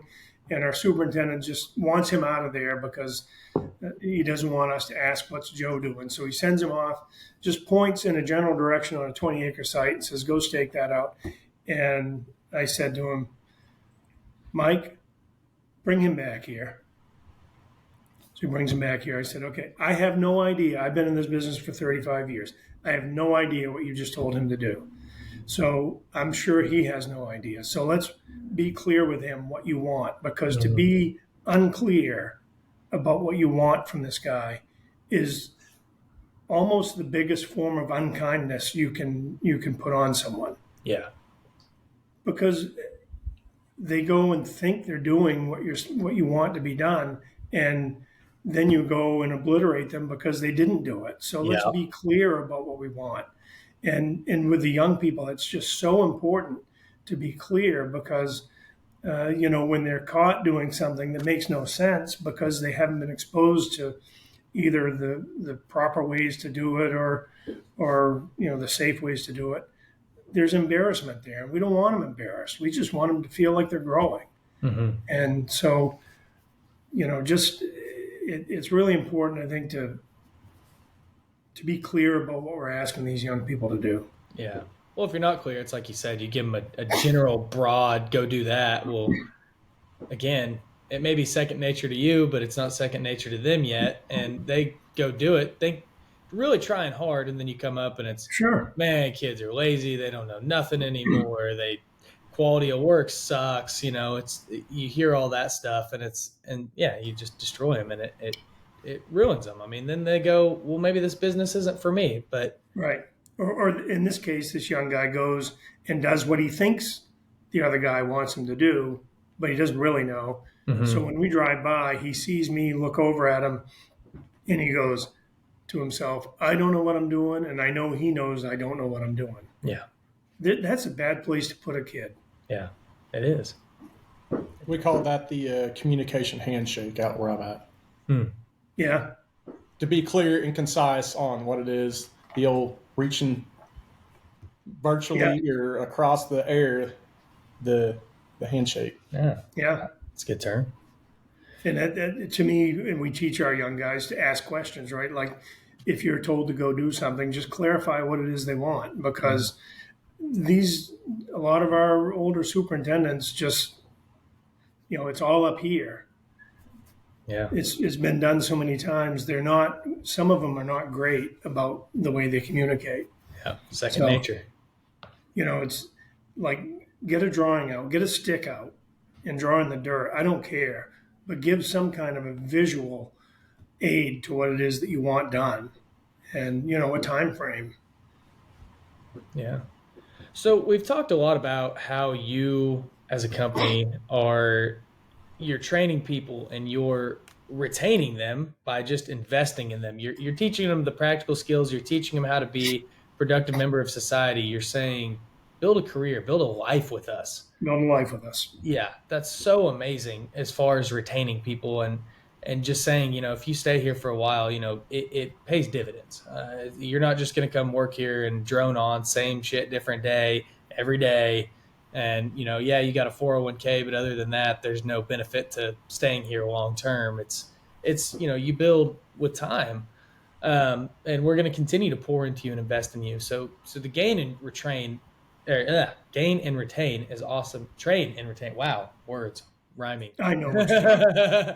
Yeah, you guys know what I mean. But how are you funneling these kids in or even experienced people? How are you getting these applications to your company? So we have Pete Perizzo is one of our workforce advancement specialists, and so we have now 4, which we're up from 1 2 years ago. We literally have quadrupled the number of folks we have in that. I didn't mean to hit that button. Sorry. I don't know if you heard that little bit. And so he works with the CTE schools. He does 40 to 50 recruiting events a year, and so roughly 1 a week. But he also has really good contacts with the CTE schools, especially in Maine. We're working on New Hampshire. We have a guy named Justin Embry, who's our recruiter down in Virginia, and he works with the CTE schools down there. He's actually done such a great job down there that the CTE school in Goochland County, Virginia, has put us on their Hall of Fame. So, and wow. That's in a period of about 5 or 6 years, So he's really done such a great job. And we actually recruit some of those young people to come up to our academy in Maine, and probably will eventually have an academy in Virginia and North Carolina also. So we spend a lot of time recruiting at schools, just a ton of time on that sort of stuff. We try to highlight the ways that we train. So we've got a lot of remote control equipment. Like, it's really nice stuff. Like the excavator costs $2,800, right? So it's like a real deal hydraulic excavator with haul trucks, and we feel like we can train with those. We can show them the principles of earth moving around those. We can show them the safety. We can show them how they have to track their time and how that goes into a cost code and begins to keep their cost per item. So that's cool stuff. We try to highlight that stuff for them. Next year, I know we've already got a plan to take that and set it up in the gymnasium where they have about 1,500 high school kids come in for CTE purposes. So we're going to have that set up so that they can come and run that remote control equipment. And there's nothing really than putting a kid in a seat with joystick controls that gets their interest. Yeah. So we spend a lot of time on that sort of stuff. I mentioned our social media has been pretty weak, and it's recently we've got a new guy, Sebastian Benage, that's helped us a lot to grow that. And my primary place is LinkedIn, but we don't get a lot of would-be employees on LinkedIn. The younger guys, anyways. But we really work hard to harvest from probably a half a dozen or more different threads where we can bring people in. We have an academy now that's for our primary academy is for kids that are like they graduate high school on Saturday, they join us on Monday. We've put a new one in place in April where we're bringing in people that are in their 20s that maybe just want a shift in careers so they can come in and spend a couple weeks in that academy and begin to learn. So they're paid also when they start. And so our initial retention in that group was not that great. It's better over the past couple years. The retention in our high school academy has been better the last couple years. It's generally around 50% across the years. When these young guys start to travel and get girlfriends and other aspects of their lives, the travel is not as attractive as in the big money. So, So you're getting in the schools and you're just kind of building relationships with these kids, showing them how cool the industry is on a small scale. Pardon me, I thought I had the mic off and I cleared my throat. Yes, we're actually going down to the junior high levels now, and in fact, even this past year, we brought in second to sixth graders from a local recreation program to spend some time around some equipment. So we're really going down, and we're trying to push a lot of our activity down into the early years. The Associated General Contractors years ago had a program where they worked with the company that does the weekly reader. Some of you guys may remember that. But, oh yeah, I used to have. Yeah, but so the company was Scholastic, and they said young people begin to choose their careers in the third grade, and they begin to cement where they're going in like the fifth to seventh grade. So they put out a program where they literally had toolboxes that were going to the third grade and then into the fifth grade. Wow. And the third grade group just had like some folding paper and some popsicle sticks and different things where kids could build stuff. And the fifth grade was a little bit more. I don't know what kind of success they had on that. Was probably 20 years ago, but we're trying to maybe get to a place where we're modeling that a little bit better and getting into the schools. As you know, there's a ton of schools in all states. The CTE schools are easier to get to because they draw from maybe 8 or 10 high schools. So we can get into 8 or 10 high schools through a CTE school, but getting into those third to fifth to sixth graders is a little bit more difficult. Yeah. Wow. So you got 4 people going into schools and doing job fairs and recruiting, and that's what you got to do, and especially at a young age. So we have really one that's going into schools, and the others are more trainers. Oh, okay. We have one that's really doing that recruiting, but he'll take when he goes, he'll take one of our recent academy grads or a recent intern with them usually, so that they can talk to the young people about the opportunities and how it's gone and that sort of thing. Yeah. But these guys, we've got one from 2016 that is a foreman for us now, and he's making north of $80,000 a year with no college debt. He got paid all those years, right? No college debt, and he's literally putting pipe in the ground deeper than he is old. It's really been a fun thing to watch. I mean, he's putting pipe in the ground 26 feet deep as a foreman, and he's got a great relationship with his crew. He's bringing on, mentoring new guys coming behind them, and he's just one example.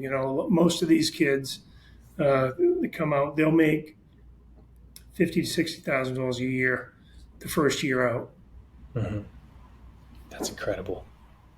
Talking about going into the elementary schools and showcasing what y'all do, I've been thinking on some past podcasts that we've done, and this one is no different. To where when we're young, we're predisposed to either probably liking the military because we play guns, or playing in the dirt. I mean, dirt Yep. piles always go towards the dirt piles or rock piles. So you're all kids are already predisposed to liking moving dirt or heavy equipment or Tonka trucks. Right. So that's already an in right there. And then Right. if you're going in at least third or fourth grade and showcasing what you're doing, you're hopefully just kind of leading in the right direction. Well, I would make sure I classify that as that's an aspiration of what we want to do. Mm-hmm. We're not there yet. We are having some exposure, but an aspiration of where we want to do is try to get deeper in the schools. Yes, but still, I'm hearing that you're in junior high though, right? Did you say junior high? Yeah. Yeah, so that's a step from high school, to junior Sure. high. So I mean, it's moving in the right direction. Yeah, that's so. And, the other thing I would like to say is this development doesn't have to be expensive. It just has to be intentional. So if you're a smaller company out there, you may be a smaller company listening to this and go, yeah, well, you got 465 people. You can afford to take 4 out and use them for training. And what I would say is if you've only got a 10-person crew, you don't have to spend a ton of money on this. Mm-hmm. You have to orient your heart in the direction where you want to make a difference in people, and begin to mentor them and make a mental picture of what they can be, and move them in that direction. Move them to that future of what they can be, not just for you, but for them. Mm-hmm. So make a mental picture of where you see them, and that's just vision, right? And you could even share with this young person, listen, I've got this vision for you, and if we work together and if you pay attention and you absorb what I'm trying to teach you, then we can achieve this vision. And when I talk about futures, right, there's that future that you're giving a vision to that next future. And when they get to that spot, then there's a place they can be, and they can open their eyes to what the new futures are to them. And just it doesn't have to be $100,000 a year position cost training people. It's just got to be a crew mentality of mentorship and bringing everybody along. That's really all it is. And so I have people say to me all the time, yeah, you guys can afford to do this. I started in business in 1992 with nothing. I had $30,000 in my 401k program, and I needed work and I needed people, but I knew I needed to grow these people to bring them along. And one of the people that I hired early on was one that I knew would help me teach. And he's actually our workforce advancement director now, 30 years later. And it just takes a heart for people. You have to, I believe you have to reorient your heart and mind from profit. Now, you have to be a good business person, but reorient it toward building people that then build projects. Mm-hmm. Because with bad people, you're never going to make it the way you want to make it. Right. When I say bad people who aren't trained and exposed to the good ways of doing things. Mm-hmm. So I guess I just have a couple more little questions for you, and then we can start kind of wrapping things up. I could literally talk about this all day. This is so cool.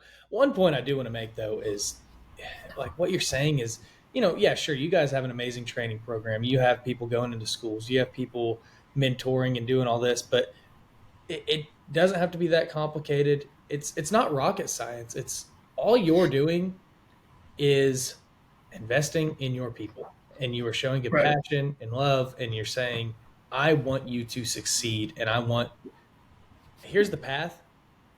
You just have to follow the path. You got to do the work, but here's the path. Here's the goals. I'm here to help you achieve them.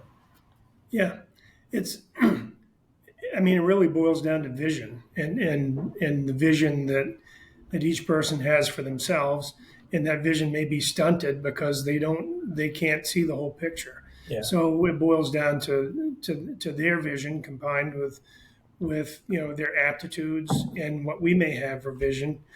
Some people may have an aptitude toward being a foreman. Some people may have an aptitude toward being a driver, toward being an excavator operator. And one thing we learned long ago is God made shortstops and God made catchers. And you don't see catchers playing shortstop in the big leagues, and you don't see shortstops playing catcher, right? Mm-hmm. So everybody on the face of the planet is gifted with a unique set of skills. Some want to be an operator, but if you don't have hydraulic fluid in your veins, it doesn't matter. I can tell you, I can run an excavator, I can load trucks, but I'll never be an excavator operator because I don't have hydraulic fluid running in my veins. So just being aware that those opportunities are ones we have to help map out, and we have to be real with people. Yeah. That I know this is where you want to go, but I believe your opportunities are really here. Yeah, and also some shortstops and left fielders, don't want to be managers. They're content with being left fielders. So yeah, that's exactly right. And we've had a couple people we put into foreman training roles, and we got them in there, and like a month in, they're like, "This is not me. I can't do this." So we backed them down we made a new position called foreman in training, and so they're really a lead laborer. Interesting. They're really a lead laborer, and but learning some of the aspects of the foreman role, keeping the field book, but they're not managing so we expose them to that sort of thing first and get them comfortable with that, and then maybe we can get them into management. Maybe they never get there. If they never get there, we're still going to make sure they make a good living. Yeah, that's cool. That's cool. You have that little niche position. Yeah, but the ball's in their court too, which is what I think is important. Yeah, the ball's definitely in their court. I mean, we can't want it more than they do. Right. And that's what our workforce team says. If we have someone we're struggling with, we'll sit down with them the first week. They do a very good job of having direct conversations with them and say, "Listen, it looks like we want this worse than you do." Yeah. Is that the case? If it is, maybe this isn't the place for you. Yeah, you can. Again, it comes down to watering dead plants. There's no sense of watering dead plants, and by that I don't mean useless people. Yeah, we'd rather they find their niche somewhere else in the world that's more suitable to their aptitude and their desires than keep trying to drive a square peg in a round hole here. Yeah. Or you can lead the old horse to water, can't you? Yeah, right. Can't get it to drink. So the other, and this is my last serious question, then I got a less serious question for you. But when it comes to hiring and really I guess just hiring and firing is a total, getting the right people seems to be very important to you guys. I mean, let's face it, everybody who applies is not, no matter what tools you give them, just like we said, no, you can lead a horse to water, you can't make them drink. You do get a lot of people that in this industry that want to try it out or just need a job. Yep. And they don't do very well. Some companies have the mentality of, well, we're going to hire them and we're going to keep them because we just need bodies on the field, basically. But doing what you're doing, I've learned that those people either don't stick around. How rigorous is your hiring process to make sure you get the right people? And then at what point do you say, hey, I just don't know that, we are a good fit together? So I think we've got a few hiring channels. So our academies and our internship programs, I would say, are more stringent about who we allow in because we're literally paying them to be trained. right beginning on day one. So we're a little bit more stringent on what we do there. Unfortunately, we have a lot of turnover, let's say within the first year. Mm-hmm. It's That's just something we've had a difficulty with, because as you said, some people may want to try the industry and they're like, wait, time out. I mean, we've literally had people drop their shovel and say, no way I'm working this hard, Yep. and leave. So to me, they're doing us a favor when they do that. Um, I wish we didn't put the time and the effort into hiring them, but they're doing us a favor when they do that versus being around for 90 days and getting hurt. So I would say our hiring process is getting better, getting more stringent in terms of who we let through the door. In past years, if somebody said they were an operator an excavator operator, we may put them to work only to find out that maybe they've been on an excavator one time, but they're not really an operator. Mm-hmm. So we actually have tryouts now for people that come in and say they can do excavator, bulldozer, whatever, and give them some seat time in the machine with a seasoned person watching them. And it's hard to bullshit a guy that's been around for a while, Yeah. right? So we've tried to do better in that regard, but still, we had people that go, traveling wouldn't be that bad, but then they start traveling and they find it's not for them, maybe due to family issues or whatever. They just don't like it. So our first year churn is higher than what we want. Mm-hmm. We're working on a goal to get that as part of our annual strategic plan. What do we want that churn to be? What's ideal? I mean, we've got to have some. We know there's going to be some, but what can we do on the hiring front and on the onboarding front to reduce that churn? Yeah. It's a big deal, and they say hire slow, fire fast. If you get somebody that's not really fitting in, you can say the bus is going this direction, and if they get in and fight the direction the whole time, then you need to get them off the bus. Yeah. Yeah. The hire slow, I hear that too a lot. And I mean, I hire a lot of people. I mean, that's part of my job is interviewing and hiring people for the company that I work for. And sometimes it's really difficult to hire slow because, like you said, everybody comes in and, you get some people that are very straightforward with you, very honest, which is great. Hey, I've never done this before. I don't know how to do this. I'm willing to learn. Those are usually awesome people. But then you get the people that come in and it's, oh yeah, man. I've grown up running a skid steer my whole life on granddaddy's farm, and I can run tractors and I can run backhoes and stuff like that. And then it turns out they've maybe ran a skid steer 2 or 3 times and they've moved a backhoe across the yard. So it's hard. It's hard to truly hire slow because sometimes you just have to get them out there and try them out and see what they're made of. I would say maybe the hire slow thing.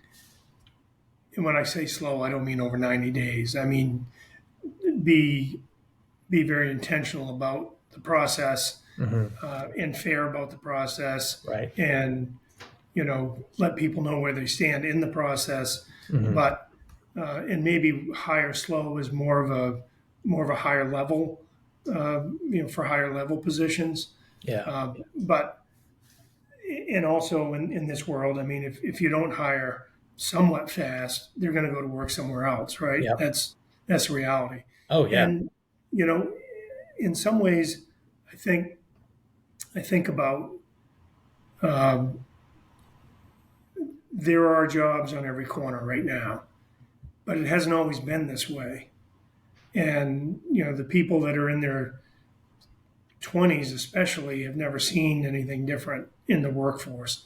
Like James, you've never experienced in a real way the economic downturn. I say in a real way, as a working professional, you've Right. never experienced that downturn. I remember it well, and I remember when I started business in 1992. This was before the internet, right? This is before all this stuff, and I ran an ad in the paper, and a week later I had 200 applicants. Wow. That's what the economy was back then. In 2008 to 2010 to 2012, you could have done the same thing. One of the biggest mistakes I made in my career is during that recession, we did not recruit and train people and invest in people the way we should have. And when we came out of the recession, the best way I know to do it is compare it to a football team that stays out of the draft for 4 years. The first year you stay out of the draft, you might still be a decent team, right? If you're NFL, you may go 10-6. The second year you stay out of the draft, you may be, 8-8. The third and fourth year, you're probably not going to be a very good team. So staying out of the draft very long is not good, and I did that. I stayed out of the draft. And when the opportunity came in 2015-16, we just did not have the people to take advantage of that opportunity. Oh, wow. And so I would say I cost our company money by not doing that, by not having the ability to grow into the market the way we did. The other thing is and I think everybody took a break in the draft. That's my sense, is almost every company stayed away from the draft. And if there's one message I can get to business owners, it's don't get out of the draft. Stay in the draft, build the workforce. And I realize you have to be able to survive financially, but keep building the workforce. And when this next upturn comes, I mean, we're in one now, but let's say a downturn comes and then another upturn comes, you'll be better prepared for that upturn. And hopefully, because we've all done our part, because we've all recruited, because we've all gone to the draft, we won't be going through the same bullshit that we've gone through the last 3 or 4 years, where my guy shows up at a pre-bid and the other company says, hey, I'll pay you 10% more than Sargent to come to work for us, right? Just the poaching slows the industry down. Oh, yeah. Like if 10% of everybody's workforce went to a new company tomorrow, if you just rotated that, think about how that would slow the industry down while everybody got up to speed in that new company.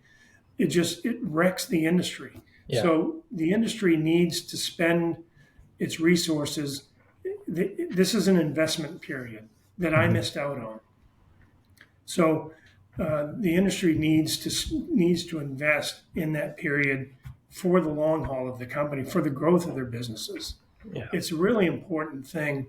I've lived through 3 or 4 downturns now, and that's a really important aspect.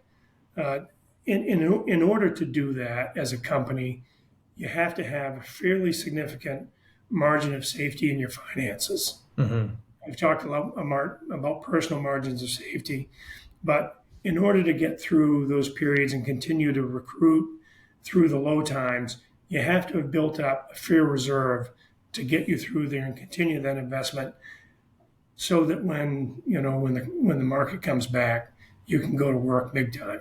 Yeah. I agree with that. I love talking to business owners, especially about like 2008 and stuff like that. Every business owner that I've talked to that has doubled down in that time period is like, dude, everybody slowed down. We doubled down and we grew so much, and across different industries, not just construction, but several industries. It was everybody else was slowing down and we just kept fighting, and we ended up ahead because it's like you're saying, they didn't skip the draft. They kept going. And I think that's, and we're facing a recession, right? I mean, if it's happening, it's going to happen. Yeah. I mean, we're probably in the beginning stages, and the way inflation's been and everything, any moment, really, it could happen. And we're going to be faced with it again. And I mean, you already talked to some guys that are more in the private side or the, residential side of stuff. They're already starting to say, yeah, housing developments are slowing down. There's not near as much work as there was a year ago, and prices are just getting higher and higher. So people are wanting to hold off on developing and all that. So, I think during those times, obviously you got to have the work to support it, but you got to keep pushing, and you'll end up ahead. Yeah, like I said, that's one thing when I post on LinkedIn, it's like, learn from me. just continue to invest through that. So Warren Buffett, you guys know him. You live in his state, right? Isn't he in Oklahoma? Yeah, where's his hometown? I know. Warren Yeah. Buffett's from Oklahoma? Yeah, it's Yeah. I didn't know that. It's over there west of us. Is he from like Alva? No, it's a super small town, but it says the home of Warren Buffett. It's Yeah. super little. So Oh. he says, the time to invest, or when the stock market goes to shit, that's what he calls, that's when the stock market is raining gold, right? And you need to have a big bucket out. And his point is, keep some cash on the sideline and have it ready to deploy when the stock market goes down and the price of all the stocks are down, then buy them. And so I look at this personnel thing the same way. When you're in a recession, the market is raining talent. It's literally, and that's the way it was in 2010 and 2013. The market was raining talent, and we did not have our bucket out. And we need to get our bucket out. We need to have our bucket out next time the sky rains talent.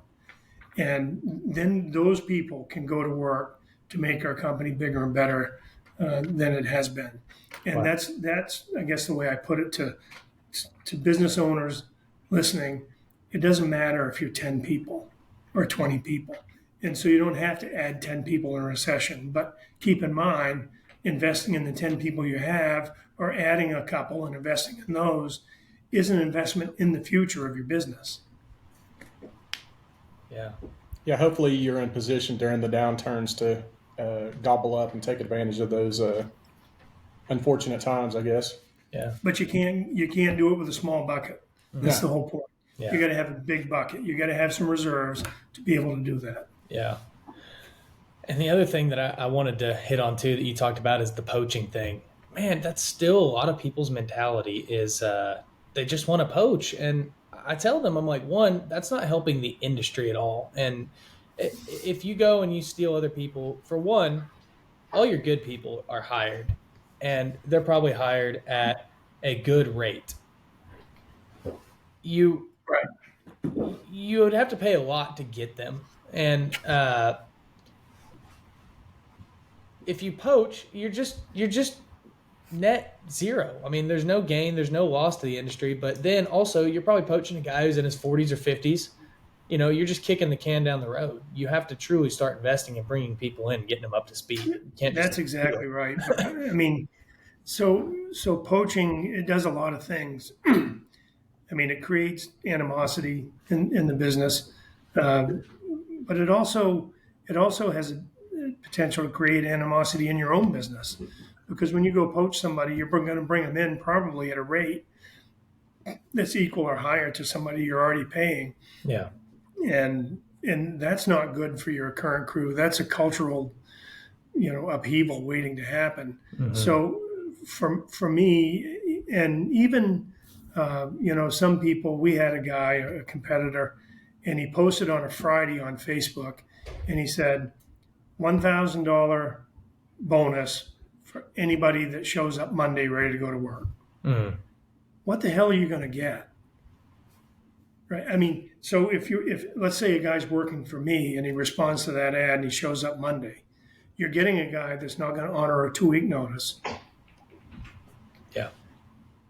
And to me, these two people deserve themselves. Yeah. Right? And are your current guys going to get $1,000? That's my point. So we had some people said, we need to put on a hire-on bonus, and I said, no fucking way. Because we got people who have been here 35, 40, 45 years.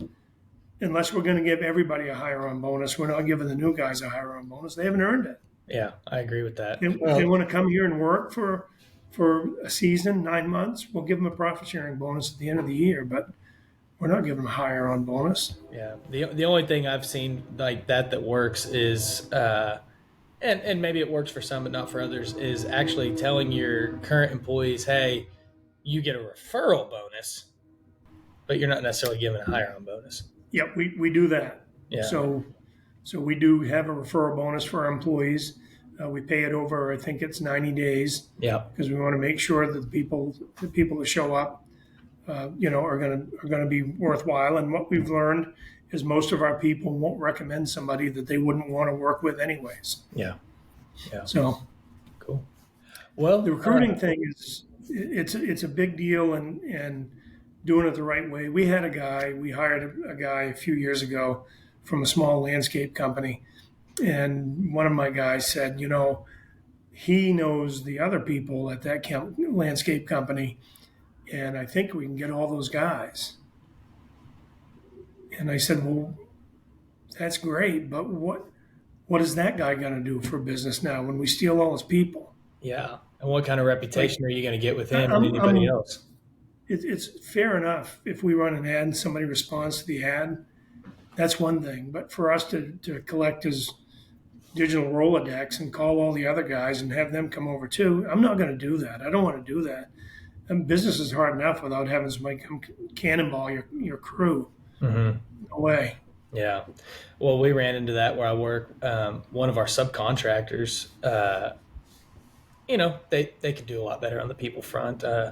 But they still have a pretty good sized crew. Well, at one point in time, their crew was getting really disgruntled, and they all said, we had like 4 or 5 of them that wanted to come work for us. And it was like, they put in applications and stuff, but solely out of the premise of, well, if all of his crew comes and works for us, who are we going to hire to do the stuff that we need him to do? It's a tough deal. It's just, that's why, to me, if we could all take responsibility to go recruit at the younger ages and bring people in. Yeah. Agreed. If we could recruit at the younger ages and bring people in, then we'll save ourselves from that animosity with competitors and subcontractors, and let's all just do our own thing. Mm-hmm. I agree. Nobody owes me anything, right? The next company across the aisle doesn't owe me anything. I need to go earn it myself, and they need to fucking go earn it themselves too. Yeah, I totally agree. Well, I'll ask you a less serious question. We've been rolling a while.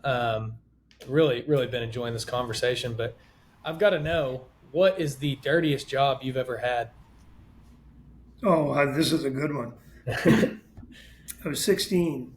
I was in a sewer trench, and we're putting in new sewer, and we were in a cross-country run, so through the woods, and we were coming into an opening that was a trailer park, and the operator, this gruff old guy that was he was running a Cat 225 at the time, and his teeth hit something, and he kind of scratched up across it.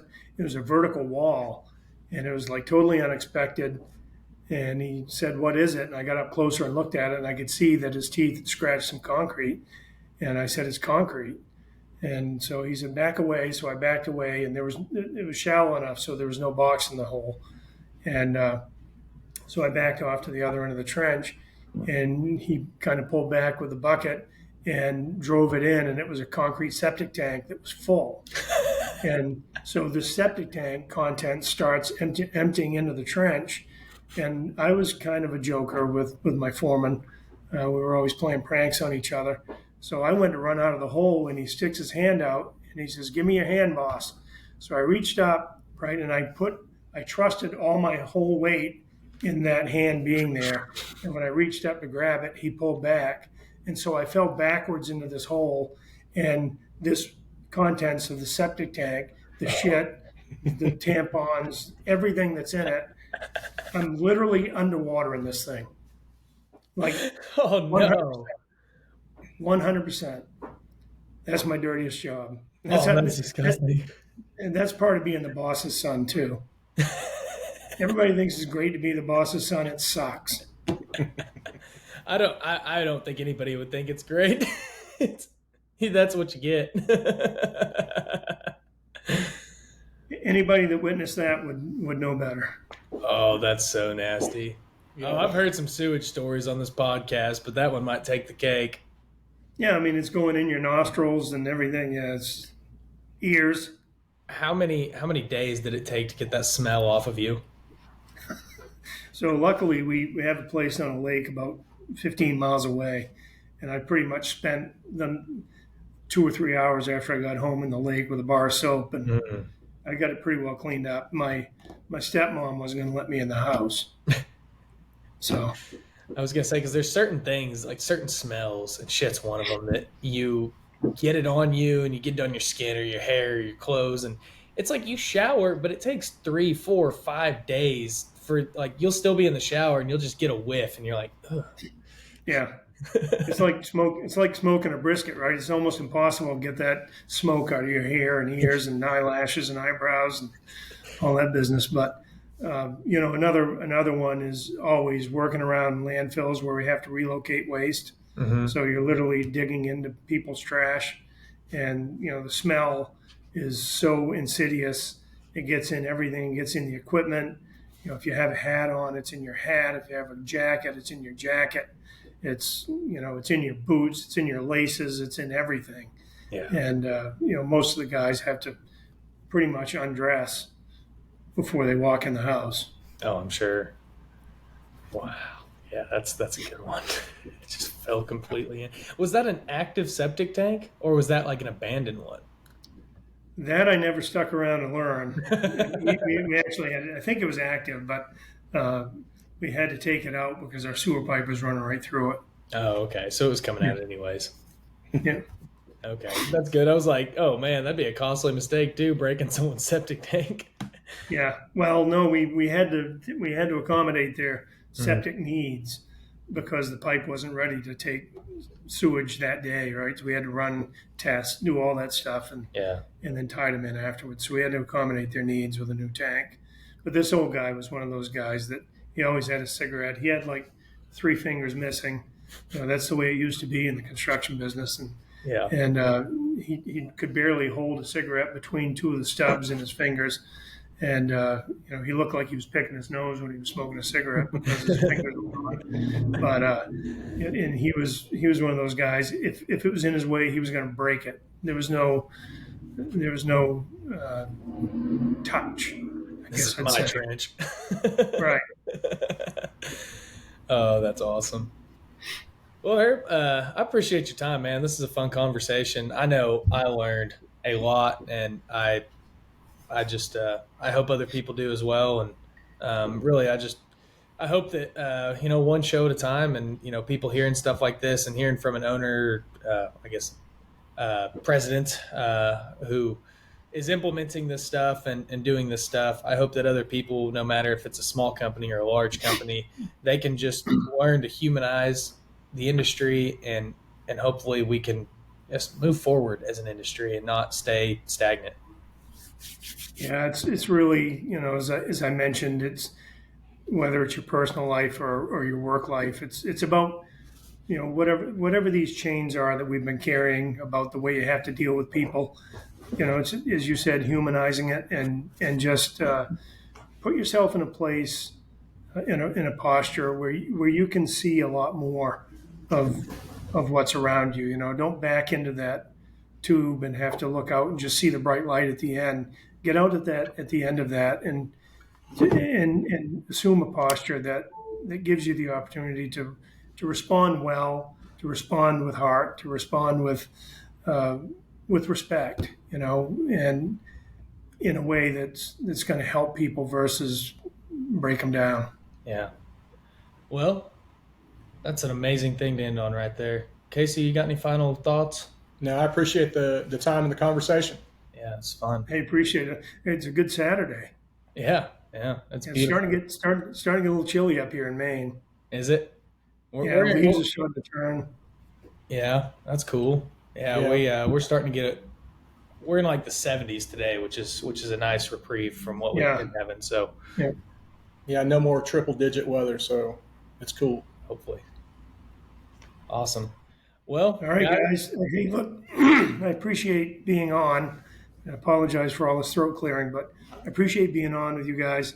And I just want to say I love, I've been taking the time to listen to a few podcasts and really just love that you're delivering news to the industry and to the young people in the industry, some hope. And I just want to add that, back to that hope thing. hope can be like a lottery ticket. You can't just stick it under the couch. You got to act on that hope and go make stuff happen, whether it's for yourself or for your family, for your coworkers. Just and that's what you guys are doing, and I really appreciate that. Yep, absolutely. Awesome. And yeah, well, we'll definitely keep in touch and, maybe talk again some other day. All right, guys. Cool. Thanks, Herb. Take care. Take care. Bye.